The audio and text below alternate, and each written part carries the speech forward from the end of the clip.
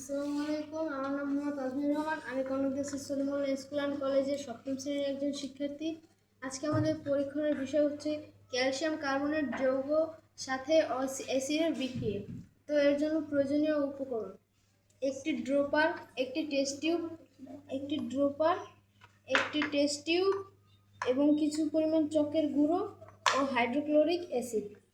তো এর জন্য আমাদের যে সকল কাজগুলো করতে হবে, প্রথমে আমাদের চক নিতে হবে এবং চককে গুঁড়ো করতে হবে।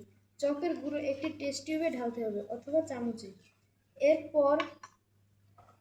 এরপর কিছু পরিমাণ হাইড্রোক্লোরিক অ্যাসিড দিতে হবে ড্রপারের সাহায্যে।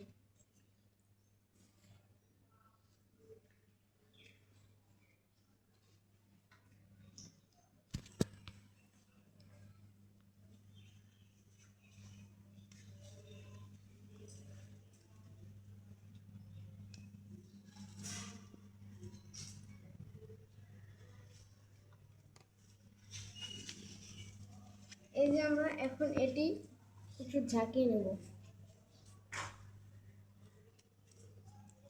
এখন এর গায়ে কিছু ফেনা ফেনা দেখা যাচ্ছে, এগুলো হলো কার্বন ডাই অক্সাইড। এই বিক্রিয়ার ফলে তৈরি হয়েছে কার্বন ডাই অক্সাইড। ধন্যবাদ সবাই।